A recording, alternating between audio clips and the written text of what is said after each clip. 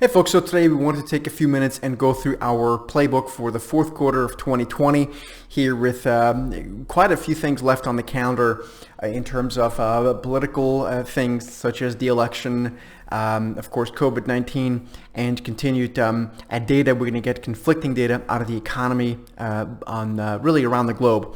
So from that perspective, we want to go through and kind of give you our playbook, how we're looking to play this, and go through a bunch of charts.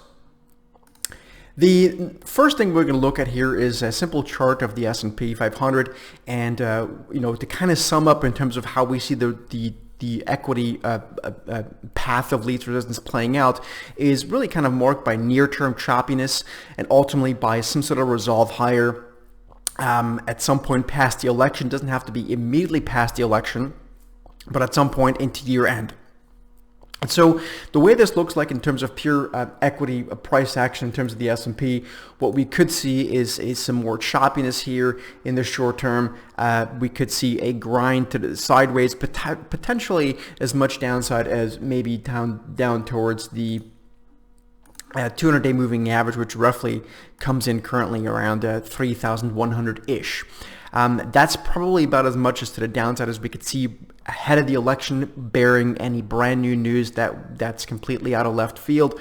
But if things kind of go according to some sort of a median plan, then that would be sort of where the downside would be recapped. A lot of the investors we speak to are not really looking to make any big moves ahead of that, either on the short side or on the long side.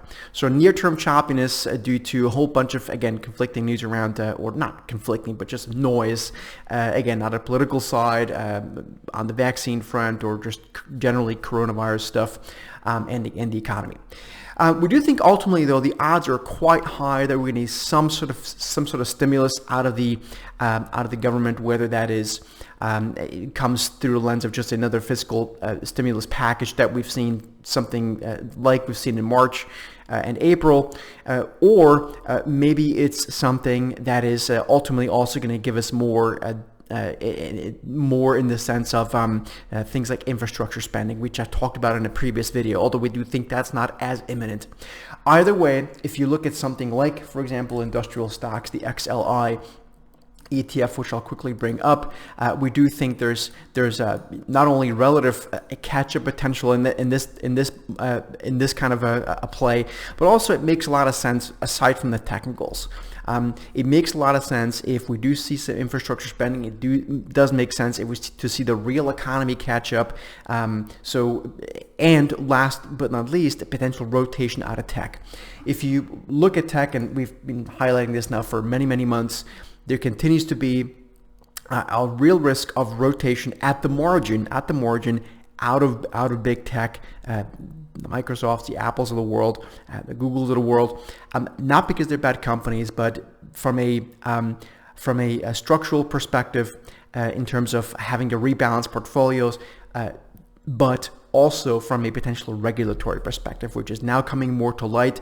We've seen over the past few days more news around some potential more regulatory slap on some of these companies, not to cripple them, but I think all these things will ultimately give us a better opportunity to potentially rotate into real economy stocks, whether that's industrials, potentially even financials. And again, we're making this call now. We don't think we're quite there yet, so this is not a call right now to take action on the long side of industrials, financials. But it is a call to be a bit more aware of the short-term choppiness, again, likely heading into the election, and even likely it is not out of the question. This is one of the things that we're going to have to wait and see because it's too early to make a call.